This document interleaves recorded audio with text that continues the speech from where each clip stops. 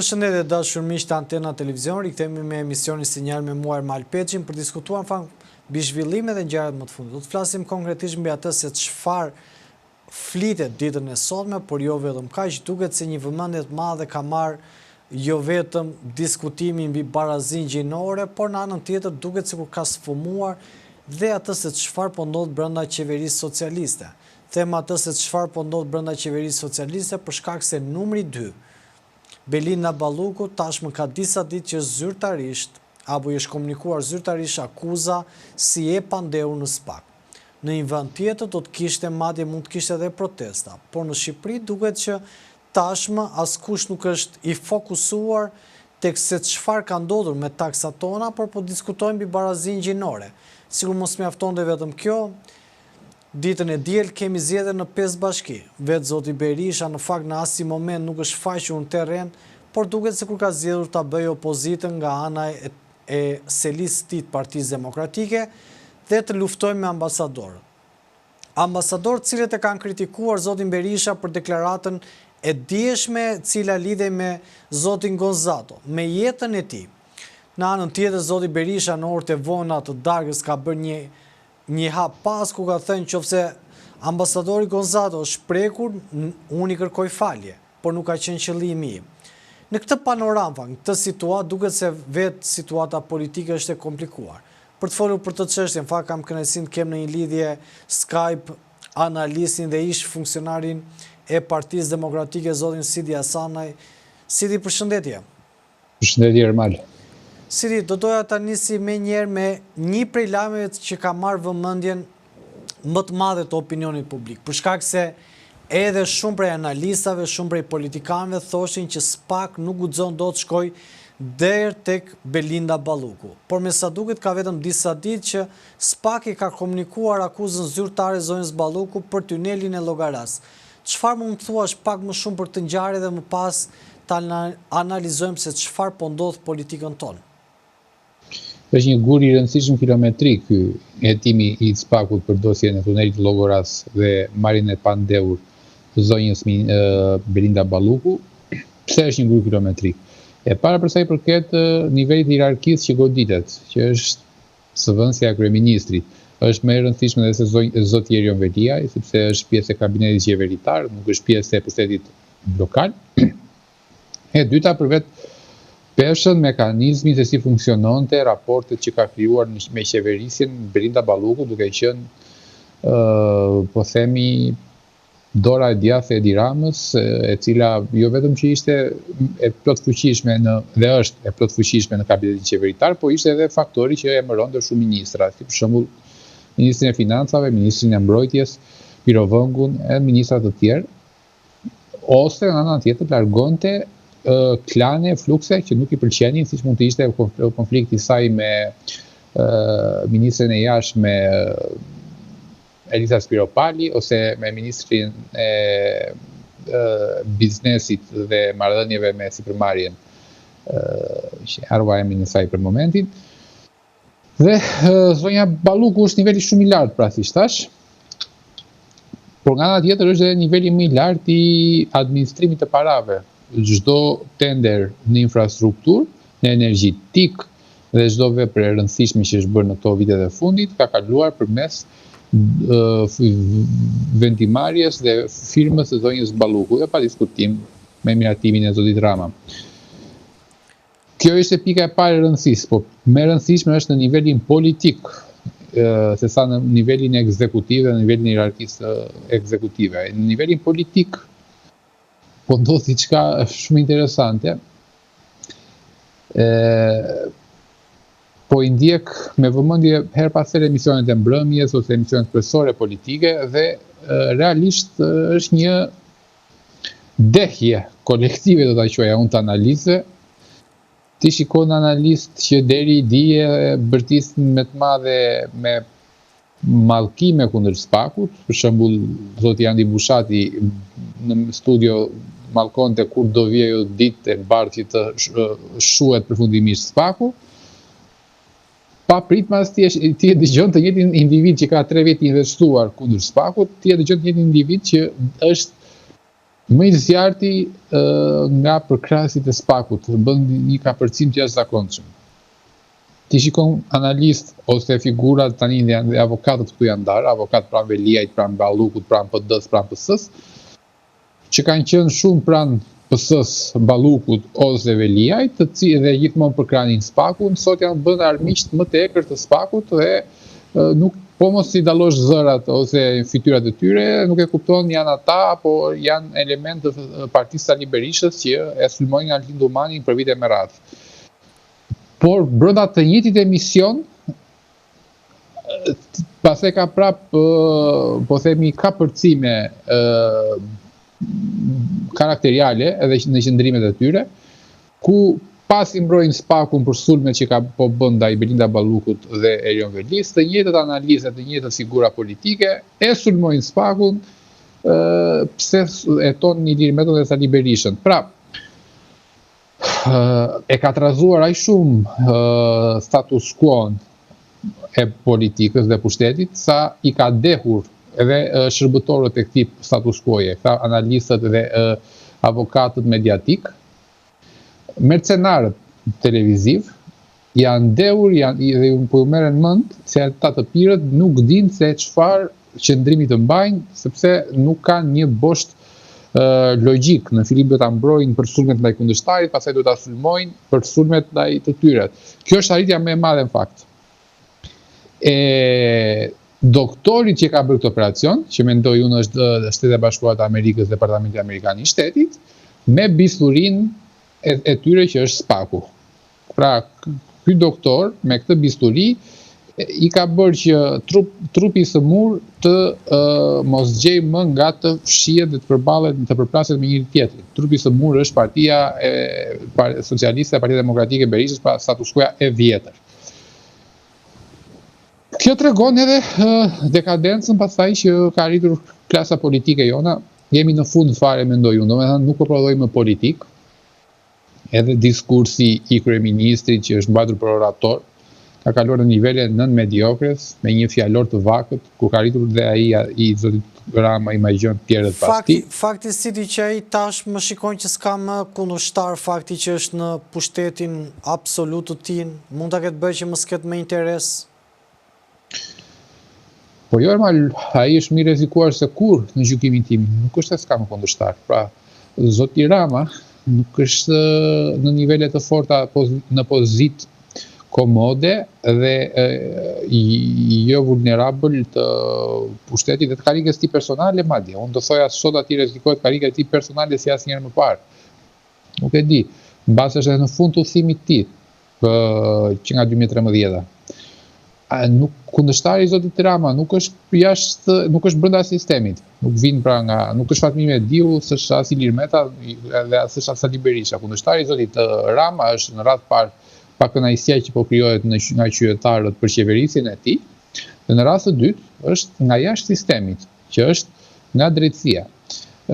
Në këtë kontekst, zoti Rama është shumë i rrezikuar dhe jemi në një momentum politik ku sistemi, kjo nuk është se po ndodh përpara Shqipëri, kjo është një skem, po themi një aksion se si funksionojnë qeveritë sistemet e korruptuara. Ka ndodhur në Europën lindore, ka ndodhur në Rumani, është tentuar në Kroaci, është tentuar në Sloveni, por ka ndështuar. Në Rumani ka pasur deri diku të sukses, ku partitë e vjetra të sistemit, partitë që mbajnë në këmbë sistemin, bëhen bashkë kundër forcave jashtë sistemit.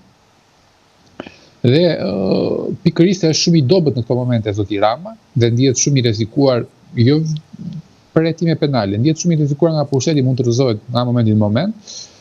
Ai po bashkon votat me Berishën dhe me Partinë Demokratike për një reformë, ata e kanë quajtur reformë zgjedhore dhe më gjerë, po do ta quajë në fakt ajo është një reformë shteti.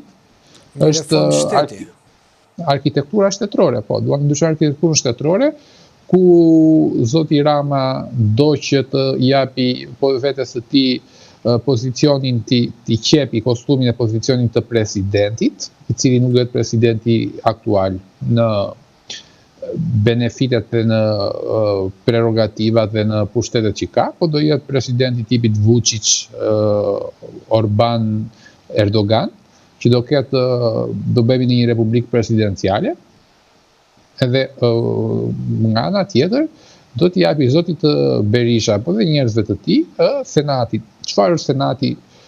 Jo në aspektin e mënyrës se si funksionon politikisht, sepse kjo është për një emision shumë të dëgjuar edhe për shkenca politike, por senati në kontekstin shqiptar është një dhomë ku të fuqishmit e 33 viteve do veshin disa kostume të reja, jo kostume të deputetit, të cilët do t'i bëjnë të paprekshëm dhe do tentohet që t'i bëhen imun nga drejtësia, mos t'i hetoj dot SPAK-u. Kjo i konvenjon në radhë parë Sali Berishës, në radhë dytë Edi Ramës, dhe marrëveshja po bëhet e tillë. Plus pjesë e marrëveshje është edhe vrasja përsëri që është në kontekstin e ndalimit forcave jashtë sistemit, që janë në këtë rast janë forcat politike, është reduktimi i ulja numrit deputetëve, e cila në një vend të vogël si Joni, ku forcat e reja edhe pse morën 200.000 vota me zor prodhuan 3-4 deputet, në momentin që ne reduktojmë numrin e deputetëve, bëhet e pamundur fare edhe hyrja e flukseve dhe mendimeve të reja në parlament, por që i mentohet status quo-ja PD-PS. Këtu është betejë që bën zoti Rama, prandaj pikërisht se ai shumë, pra janë të gjitha beteja që goditen në mënyra me armë të ndryshme, por janë beteja mes dy palëve. Status quo, Partisë Demokratike, Partisë Socialiste, Edi Rama, Sali Berishës, dhe nga ana tjetër ati që ne quajmë përpara doktorit, Shtetet e Bashkuara të Amerikës, SBA-ja, e cila ka SPAK-un si një instrument penal, por ka dhe instrumente të tjera. Do doja në fakt të pyesja për diçka që lidhet me aktualitetin politik. Në fakt, që kur është marrë pandehur zonja Ballukut, pra të paktën zyrtarisht është komunikuar akuza, duke qenë se është numri 2 i qeverisë. Në anën tjetër, një ser funksionarësh apo bashkëpunëtorësh vetë zoti Rama i ka pasekurave. Çfarë pengon zotin Berisha dhe opozitën e këtij vendi të organizojë protesta, duke qenë se vetë zoti Rama tani penalisht po them dihet në pozita të tronditura. Çfarë po ndodh që sepse unë kujtoj bllokun e famshëm të Ilir Metës, që PS-ja ngriti dhe bëri namin, dhe shikojmë tani që këtu flitet për 50 milion euro dhe askush nuk reagon. Çfarë po ndodh? Ja t'ju bëj një përgjigje sa më të thjeshtë edhe sa më të aplikuar në vetë të parë. Domethënë, në momentin që është ajo që thatë parashtrimi që bëhet ju, që në 2011 ishte bloku në 2010 ishte bloku Ilir Metës për 700.000 euro dhe u ngrit gjithë Shqipëria për atë blok, dhe shumë mirë që do i bërë e tillë. Dhe sot jemi në një kalvar skandalesh, i cili ka episodin e tij më të fundit, më të freskët, skandali i tunelit të Llogoras, 50 milion euro, që jo vetëm se jemi në akuzë penale, por është dhe vërtetuar çdo gjë shumë qartë, domethënë nuk ka më mënyrë më të thjeshtë, më praktike dhe më të vrastare se si një ministre vjedh. Pra i thot drejtorit të ARSH-s të rrugëve, si e do kompania që do fitoj turke, si do kushtet që ne t'ia plotësojmë, madje në kohë reale komunikojnë mbyllet tenderin apo tenderin, nxirret tunelin tender apo jo. Pra është njësoj si Ilir Meta që numëronte ato paratë, dhe kjo në tjetër e njëjta gjë është, nuk është me figurë, por këtu është me mesazhe, është e njëjta gjë, vetëm se Ilir Meta arriti deri në 700.000 euro të numëronte, kjo po bën fjalë për 50 milion euro, shumë më shumë. Tani, si ka mundësi që në këtë moment Partia Demokratike dhe opozita, siç më pyetët juve, nuk gërëdot fare protesta. Madje ka kaluar në komike kjo tragjedi, se kjo është tragjedi në fakt, se u ngritën dje Berisha me një deputet e tij për të shkuar për protest para parlamentit, për skandalin e 50 milion eurosh, dhe ata madje cilësuan që nuk do protestojnë kundër Belindës, por kundër Ramës, dhe përfunduan në protest për këto gjinit e gazbardit edhe të këtyre çan to LGBT. Pra ose dhe ata ishin të dehur si këta analistët që përmenda më përpara dhe ngatruan protestën, dhe shkuante protesta e Xheni Karaj.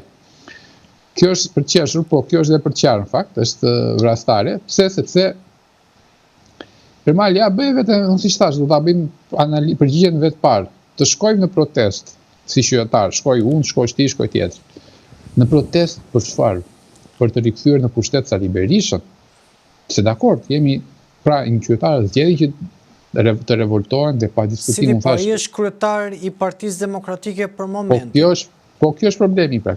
Ai është dhe problemi. Ai është dhe në një këmbvështrim, në një refleksion, ai është dhe sikuresa e Edi Ramës, por në një tjetër edhe Rama është sikuresa e tij mbaj njëri tjetrit. Pra unë si qytetar mund të shkoj Ermali në protestë para parlamentit, por të sjell në pushtet Sali Berishën, se protesta është akt politik.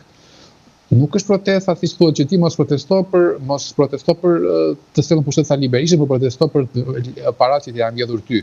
Jo, në fakt ajo është komplekse. Në qoftë se unë protestoj në krah Sali Berishës për vjedhjet që më janë bërë mua si qytetar, nuk është se do të ndaloj vjedhjet. Për sa kohë unë do jem krah Sali Berishës, por vjedhjet do vijnë nga xhepi i Belinda Ballukut dhe Edi Ramës në xhepin e Sali Berishës. Ky është problemi që ka opozita. Dhe tani ne dukemi sikur bëjmë opozitë në opozitës. Në fakt, opozita e opozitës janë ata që kanë marrë mantelin e opozitës, që e kanë sjellë ekuacionin e demokracisë jo funksionale në Shqipëri në këtë pikë. E kanë bërë një ekuacion të pasgjithshëm për sa kohë Sali Berisha. Është cimentuar gjithë pakënaqësia, gjithë mërzitja, gjithë mlefi kundër Edi Ramës dhe rilindjes, është cimentuar me një valvul të fortë që quhet Sali Berisha dhe s'e let të godasë Edi Ramën, se është ai përballë. Tani nuk shkojnë do qytetarët për këtë arsye. Sidi, vetëm kjo është arsyeja që nuk se Sali Berisha ka 500.000 vota apo 400.000 vota. Të thrasi këto 400.000 vota në shesh për këtë shqetësim apo për këtë problem.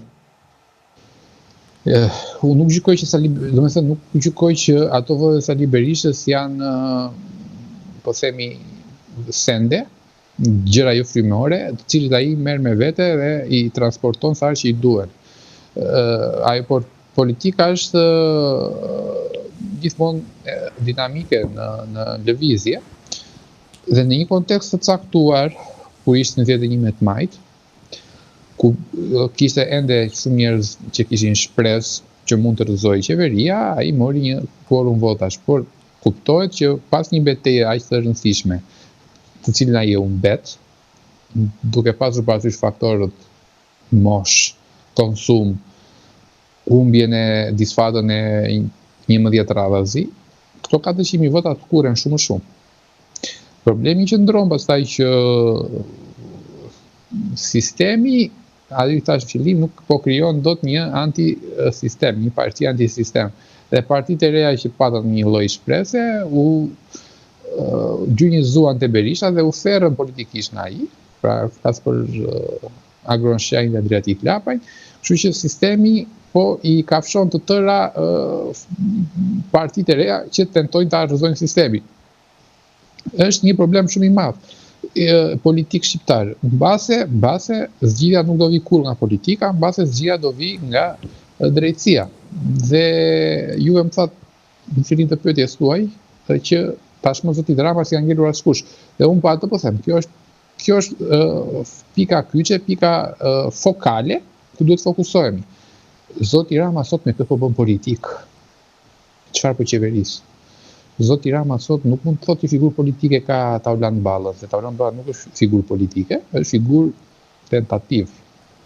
Ndërsa personazhet e tjera nuk janë jo për politik, por nuk janë as për para politik.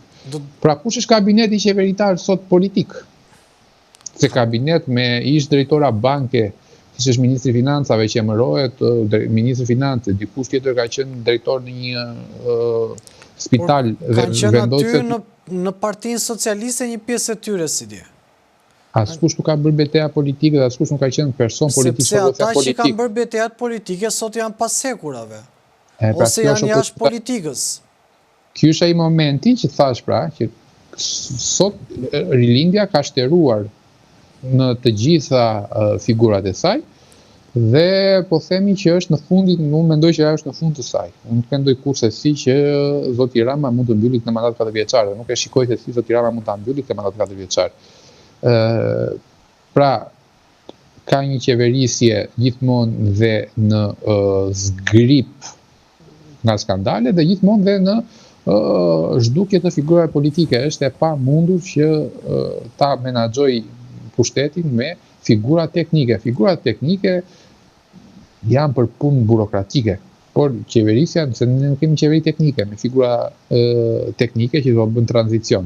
Ne kemi një qeveri politike, po qeveri politike pas një figurë politike dhe aq më tepër për arsye se gjitha figurat politike janë kapur në skandale korrupsioni madhor, tere kësaj ka ardhur fundi, është në metrat e fundit të kësaj kjo qeverisje. Por, siç thash, do duhet që të shohim si do vazhdoj me këmbbalesën e Edi Ramës që është Sali Berisha. Pra, qoftë se sa për sa futet Sali Berisha në ekuacion, është shumë e vështirë gjithçka. Sidi, në këtë situatë që po ndodhte gjithë kjo ngjarje, e shikoni Edi Ramën të rrezikuar nga SPAK? Absolutisht, çdo ditë më shumë po merr bindje ideja se zoti Rama do merret i pandehur në detyrë. Për arsye kjo se jo vetëm se SPAK-u tashmë është një, thuaç, unë e thash atë metaforë, do të qëndroj deri në fund të metaforës, është ajo bisturia në dorën e doktorit që është edhe Bashkuar të Amerikës. Doktori arriti deri në nivelin më të lartë tashmë, që është zëvendës kryeministri, zëvendësi i Edi Ramës. Po jo vetëm në titull, po edhe në mënyrën se si operonte, që ajo ishte zëvendësi i Edi Ramës. Tani ky doktor i ka hyrë këtë operacion, e ka nisur nga një zëvendës ministre Rovena Voda, mos gaboj, për një ark peshku, dhe tani po arrin te Belinda Balluku. Çfarë trupi të thëmur ka operuar. Unë nuk mendoj se ky doktor këtu do ndalojë operacionin, e do e lejë pacientin me trupin me plagën e hapur dhe do shkojnë në shtëpi. Dhe nuk mendoj kurse si që SPAK-u do ndalet me kaq. Kush ç'është më tutje? SPAK-u është një egërsi, do ta thoja unë, e uritur, e hëngrit dhe Belinda Balluku. Nuk ndalet më. Nuk do ndalet më. Dhe gjykoj që radhën e ka Edi Rama dhe ai di shumë mirë këtë gjë. Sidi, nëse qëndrojmë në këto zhvillime, në anën tjetër, çfarë prisni? A mendoni që nga këto përgjigje që janë bërë publike, mendoni që do të ketë informacione tjera që mund të shokojnë opinionin publik, apo mund dalin përgjigje tjera që mund të ketë edhe elemente të tjerë politik apo funksionar të lartë, të cilët do të bien në këtë rrjet përgjigjesh dhe që kanë qenë mëkatar në thonjza? Normal, ka më shumë dëshirën por edhe shpresën që të zbulohet nëpërmjet mesazheve dhe dosjes së plot, e cila i ka rënë duar disa gazetarëve dhe është shumë voluminoze, jo ajo dosja 45 faqe e mesazheve të zonjës Belinda Balluku me Ervis Berberi, por shumë më e plot dhe më e gjatë. Për mua, një nga pikat kyçe, nevralgjike, ka qenë vendimi 11 qershorit 2024, ku vula e Partisë Demokratike i kaloi në gjykatën e apelit Sali Berishës. Faktori kyç në atë kohë ishte gjykatësia Ilba Bezati, e cila është, qoftë ju kujtohet para 4-5 ditësh kur zonja Belinda Balluku shkoi në SPAK, u paraqit me motrën e vet, zonjën Pamela Balluku, Pamela Qirko. Ilba Bezati, gjykatësia, është motra e bashkëshortit të saj. Është kunata e Pamela Qirkos. Pra, është direkte në mënyrën se si operon tashmë jo vetëm Partia Socialiste në përgjithësi, po në veçanti Belinda Balluku, është njeriu i Belinda Ballukut. Dhe unë nuk gjykoj kurse si që njeriu i Belinda Ballukut merr vendime kaq të rëndësishme politike, sepse ishte për një çështje politike, nuk ishte për një çështje administrative ose penale, pa udhëzimet dhe pa dorën e zezë të qeverisjes dhe të vetë Belinda Ballukut. Kështu që gjykoj fuqishëm, madje ka pasur një përshëndetje shumë të madhe në atë kohë nga Sali Berisha, ku tha që në këtë drejtësi të kapur nga narkoshteti i Edi Ramës, u gjet një oazë integriteti që ishte gjykatësia Ilba Bezati. U përmend nominalisht ajo. Tani shpresoj që do dali e vërteta që si ka funksionuar qeverisja, bashkëpunim me opozitën e sot me Sali Berishën, për të vrarë çdo shpresë të qytetarëve për të krijuar një alternativë të re. Pse e them këtë? Për mua faktor tavolinë fare nuk ka qenë Lulzim Basha aty. Lulzim Basha as nuk kishte fuqi për t'ju kundërvënë Sali Berishës dhe Edi Ramës, as nuk kishte talent, as nuk kishte kapacitet intelektual ose politik. Ai ka qenë aty një gur shau i Shtetet Bashkuara të Amerikës, i cili në momentin që Shtetet Bashkuara të Amerikës pësua një disfat, sepse unë ta shikoja si një disfat humbjen e vulës Partisë Demokratike, ky gur shau rrëzua me njerë Lulzim Basha. Pra, në qoftë se vulën e merrte Partia Demokratike e Zyrtare në atë kohë, nuk e merrte partia Lul Bashës, por e merrte partia do krijohej një parti demokratike shumë e madhe, përbashkuese. Unë jam dhe dëshmitar në vetë parë në atë kohë, ku ne kishim dhe një mesazh, unë kam qenë pjesë e Partisë Demokratike në atë kohë, dhe në Këshill Kombëtar, kishim na erdhi një mesazh për të bërë ftesë në momentin që do fitonin vulën, të bëni një ftesë për bashkimi pas Sali Berishës, me të gjithë figurat me integritet dhe të rinj që ishin pjesë e rithemelimit në atë kohë për të bërë një parti demokratike të fuqishme. Si di? Jo. Dhe ky projekt u ndërprer, pra çfarë dua të them, nuk u ndërprer projekti nga kunata e Belinda Ballukus, nuk u ndërprer projekti i Lulzim Bashës, se kjo ishte diçka, ta thash edhe një herë, pa pikë fare valence politike. Nuk e ka ishte për Lul Bashën, Belinda Balluku, Edi Rama, Sali Berisha, as nuk do ishin asnjë ditë në problem. Nuk do kishin nevojë fare për të shkuar gjyqin apel. Ata ishin në një betejë ligjore me Shtetet Bashkuara të Amerikës. Lulzim Basha ishte një nga gurët e shahut që u vendos nga Shtetet Bashkuara të Amerikës përballë tyre. Si di, ai projekt dështoi. Nëse qëndrojmë në këto zhvillime, duket sikur ditën e diel kemi zgjedhje dhe duket që zoti Berisha nuk ka dalë as e ditë në terren. Ditën e sotme pam Ramën që pyeste kandidatët e vet, dikush thoshte do fitojmë 50%, dikush thoshte 60%, dikush thoshte mbi 85%. Çfarë pritet të ndodhi ditën e diel? Duket se dy qytete ka një kontrast të çuditshëm. Në Vlorë, Gjergjnika, kandidat i djathtë që ka qenë dhe pjesë e Partisë Demokratike, por ka mbështetur dhe koalicionin Euroatlantik, ka dalë si përfaqësues i djathës aty dhe ka thënë që zoti Berisha madje ka sulmuar publikisht, kurse në Mat ka dalë një ish kryetaria e gruas socialiste të PS-s, e cila do dali si e pavarur. Mora vetëm këto dyja që kanë qenë që ka pasur njerëz që kanë dalë kundër dhe tjerët janë të pavarur, po mbështeten nga Partia Demokratike. Një përshkrim të situatës, çfarë pritet dhe a do të ketë do dali fjala e Ramës? Po, Ermal, shiko si situata. Panorama është kjo. Kemi skandalin, po i përsëritim për rikthimi edhe një herë, skandalin e skandaleve, pas shumë skandaleve, skandalin e Belinda Ballukut me tunelin e Llogoras, dhe kryetari i opozitës që thot protestat para Bashkisë së Tiranës mua mi financonte ose mi investonte në njerëz Belinda Balluku. E ka pranuar me zë dhe me figurë para 2 ditësh në konferencë për shtyp. Kjo është një skandal jashtëzakonshëm në aspektin moral. Se si është kaq e kapur opozita. Nga ana tjetër, kemi betejë të dielën për 5 bashki, ku disa janë shumë të rëndësishme, mbi të tjera do veçoja bashkinë e Vlorës, për rëndësi si për madhësi, po edhe për gjeostrategji, që është epiqendra e Jugut, ku Partia Demokratike e Berisha vinë mbas një lufte civile brenda vetes, pse do them lufte dhe një hemorragjie të madhe që ka brenda vetes. Pse? Një nga njerëzit më të rëndësishëm zoti Berisha, që ishte zoti Bujar Leskaj, dha dorëheqje nga koordinatori i Vlorës në Partinë Demokratike, për arsye se tha duhet të rinovuar dhe s'mund të vazhdohet më pas humbjes së 11 majit me figurat e vjetra ku gishtin e vurin mbi zotin Berisha. Tani, në një moment kaq krucial për Partinë Demokratike, në vend që të krijonte një frym të re për të rienergjizuar elektoratin e saj, ajo i dha fik pas shpinët demokratëve të Vlorës, duke i vendosur një figurë që është sa komike, por aq edhe irrituese për vlonjatët.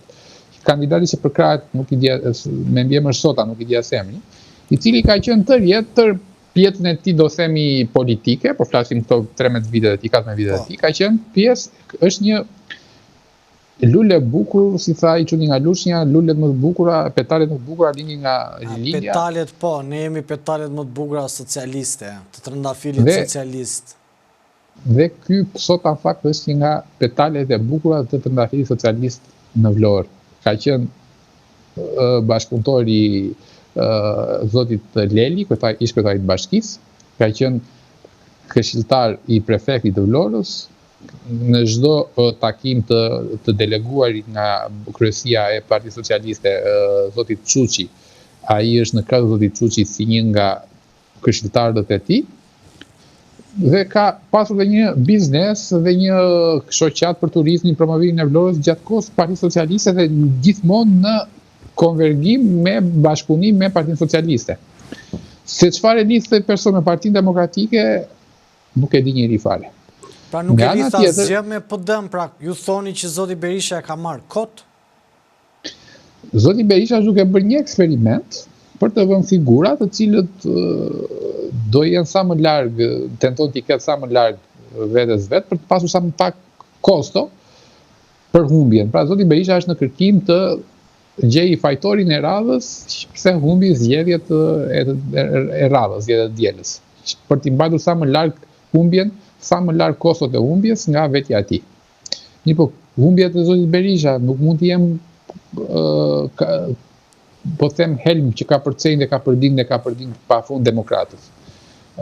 Dhe nga ana tjetër ne kemi demokratë e Vlorës që ka një alternativë në fakt, dhe ata kanë dalë hapur PD-ja e Vlorës, ku e kundërshtojnë kandidaturën e zotit Sota dhe po përkrajnë kandidaturën në fakt e një personi që është biri i demokratëve të Vlorës, jo thjesht biri i Vlorës, por është biri i demokratëve të Vlorës, që është që në rinin e tij, një nga aktivistët e Partisë Demokratike, është Gjergj Nika, është po themi një nga familjet në Vlorë me shumë reputacion të mirë, si për aspektin e korrektësisë, e integritetit, e aftësive në fusha të ndryshme, në biznes, në arsim, në sipërmarrje, por është edhe një nga familjet pionere të Partisë Demokratike, që ka përkrahur dhe ka, po themi, përhapur Partinë Demokratike në Vlorë, në efekt votash.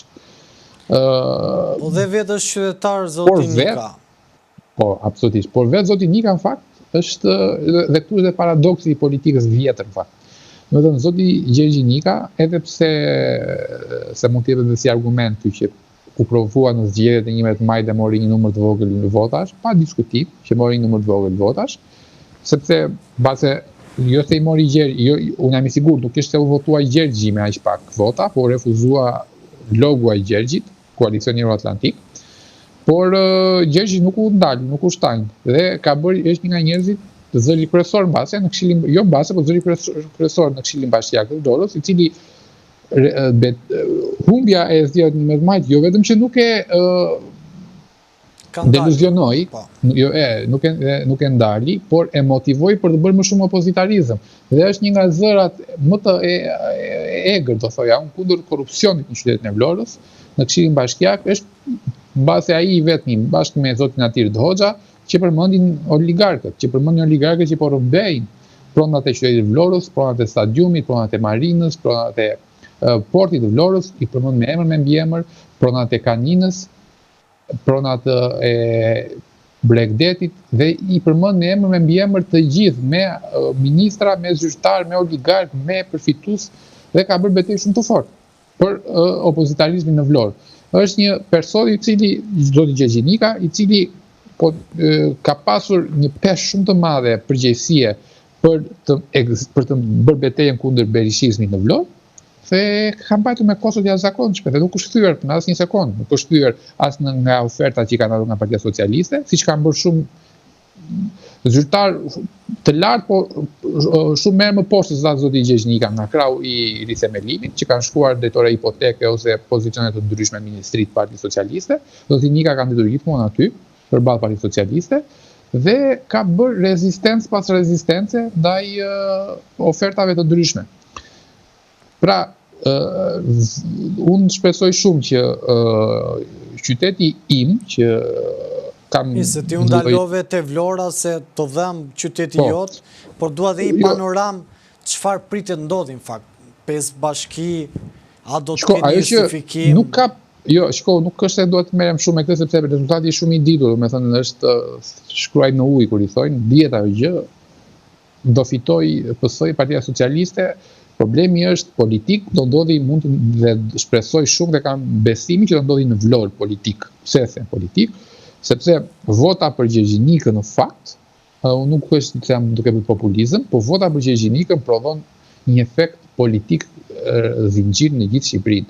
Në qoftë se Sali Berishës, pas që deputeti Bujar Leskaj, demokratët e Vlorës i japin një goditje duke i refuzuar kukullën e tij që është, ta thash, një nga petalet e rilindjes, dhe do shpërblejnë një njeri që ka qëndruar pa asnjë lloj kompromisi si Gjergjinika, atëherë jep një mesazh i fortë nga demokratët për bazën dhe shpresoj shumë që kjo të prodhojë e diela, të prodhojë një efekt zinxhir ku baza në çdo qytet pak nga pak do japi mesazh për qendrën. Mos të ndodhi ajo që ndodhi për shembull me primaret në 11 maj ku kandidatët më të votuar nga primarja u refuzuan nga kryesia e Partisë Demokratike në gjithë vendin dhe u vu figura groteske.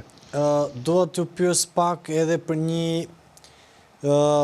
propozim, një platformë parlamentare përballë parlamentit, thot zoti Berisha, duke rikujtuar pak çadrën e famshme deri diku mund të shkoj.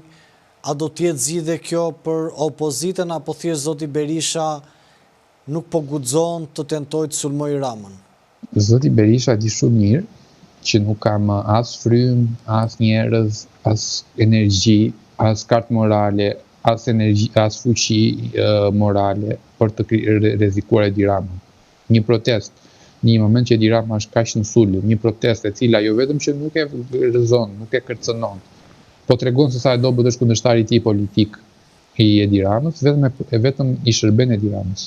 Dhe zoti Berisha po i bën shërbimin e radhës Edi Ramës, në këmbim të çfarë? Në këmbim të marrjes rolit të antagonistit në teatrin që ka ai me zoti Rama, po thotë që shko, unë jam antagonisti vetëm këtu në këtë teatr. Sepse sa herë që zoti Rama është në vështirësi morale, duke u demaskuar vjedhjet e tij të jashtëzakonshme, siç është ky rasti Belinda Ballukut, do duhet që të gjithë pakënaqësinë në popull ta izolojë një person. Dhe ky person është antagonisti, kryetari i Partisë Demokratike, kryetari i opozitës, lideri legjendar në thonjza, i cili gjithmonë u mbet përballë Edi Ramës dhe gjithmonë është në, po themi, marrëveshje për të ruajtur status quo, se kur themi marrëveshje nuk është se janë miqe, po marrëveshje për të ruajtur status quo që shikon ne do luftojmë unë i pari ti i dyti dhe s'do kemi asnjë në vend të tretë. Vendi i tretë është 20 shkallë poshtnetësh. Dhe prandaj zoti Berisha po e bën këtë. Zoti Berisha po jep fuqi Edi Ramës me këtë protestë, se nuk e vret dot, nuk e rrezikon dot, duke Edi Ramës në momentin që është kaq i pakënaqur, ka pakënaqësi në popull, dhe unë e thash, mbasi është në metrat e fundit të udhimit të tij politik dhe mund të japi dorëheqjen si kryeminist. Nëse Edi Rama është në këtë nivel, del lideri alternativa e tij dhe thotë shikoj se unë që do e rrëzoj kam vetëm 50 veta, siç ishte dje me 10 veta. Edhe vetëm kjo mund të japi oksigjen Edi Ramës. Por gjykoj që tashmë pas Sali Berisha nuk e shkëndot me Edi Ramën, për sa kohë që Spaku po progreson në aferat në një pasnjëshme, pra pas aferës së tunit Llogoras, tashmë po plasë skandali i aeroportit të Vlorës, kështu që Edi Rama e ka shumë të vështirë panoramën përballë. Në këtë situatë shumë të vështirë politike, Edi Rama ka përsëritur prapë thirrjen e tij sot për sa i përket vendimit që mori Gjykata Kushtetuese për mos shkarkimin e Erion Veliajt dhe ka thënë përsëri lironi Erion Veliajin. A është futur në ingrac këtë asaj që ngriti vetë, apo tenton Rama të bashkëpunojë në mënyrë të fshehtë për të liruar Veliajin? Si e lexon? Shko, Edi Rama nuk ka pushtet, nuk është aq i fortë sa duket, sa shfaqet. Pra, momentin që u thyen nga Gjykata Kushtetuese, Edi Rama për të mos hapur dhe një front të ri betejë, ose për mos ta mbajtur gjallë dhe një front të ri betejë, se ajo u hap tashmë me Erion Velin, po mundohet ta mbylli nëpërmjet kësaj retorikës, sikur unë nuk e kam për diçka personale me Erion Velin, po unë thjesht doja që Bashkia e Tiranës të kishte një kryetar bashkie, unë thjesht të kërkoja. Tani pse bën këtë Edi Rama? se është shumë i dobët politikisht dhe një betejë radhës brenda partisë së tij, siç është me G99-shat, po flasi me klanin e Erion Velis, do të dëmtoj akoma dhe më shumë, por gjykoj që është e pashmangshme, sepse mënyra se si ai u soll me Erion Velin është shumë e shëmtuar. Në momentin e parë ai e mbrojti, sepse pa diskutim unë jam nga ata njerëz që mendoj që Edi Rama bëhet copa për të gjithë njerëzit e tij, deri në momentin që ka fuqi t'i mbaj. Në momentin që nuk ka fuqi t'i mbaj dhe shikon që provat për t'i arrestuar dhe për kraja nga Shtetet Bashkuara të Amerikës për spakun është më fort se sa presioni i Edi Ramës, atëherë Edi Rama nga avokati më i flakt i tyre bëhet në shkelsin më të madh të tyre, bëhet në njeriu më që i flak në mënyrën më pa dinjitet. Dhe mënyrën si u soll me zotin Velia, duke i bërë ato përgjimet në burg, duke i shkarkuar Bashkinë e Tiranës, duke tentuar t'ia marrë Bashkinë e Tiranës dhe pushtetin në të gjithë mënyrat më të shëmtuara dhe më jo ligjore, duke shkalmuar hierarkinë edhe ndarjen e pushteteve, gjykoj që është një plag e madhe dhe dhe e freskët, nuk do ta harrojë Erion Velia këtë. Sa do të mundohet Edi Rama ta aktroj sikur nuk ka diçka me Erion Velin, por e ka pasur thjesht me ex officio zyrën e kryetarit të bashkisë, nuk do funksionoj. Betejë mes Erion Velis dhe Edi Ramës është një betejë që do niste herët apo vonë, sepse Erion Velis i mbaronte karriera në Bashkinë në 2027, ju ndërprem më shpejt tashmë, dhe është një betejë që sapo ka nisur. Sidi, unë të falenderoj shumë për kohën tuaj dhe që ishe pjesë e këtij emisioni. Edhe unë ju falenderoj shumë më këtë. Kënaqësi. Të dashur miq, duke falenderuar secilin prej jush që na ndjek live këtu në Antena Televizion në emisionin Sinjal me mua Ermal Peçin, duke ju rikujtuar gjithëve të bëni subscribe dhe të regjistroheni dhe të klikoni mbi formatin më të fundit dhe ngjarjet më të fundit. Mos harroni, do të rikthehemi pas pak mbi zhvillimet e ngjarjeve më të fundit. Nga unë Ermal Peçi do të shihemi përsëri, por mos harroni të bëni subscribe në Antena Televizion.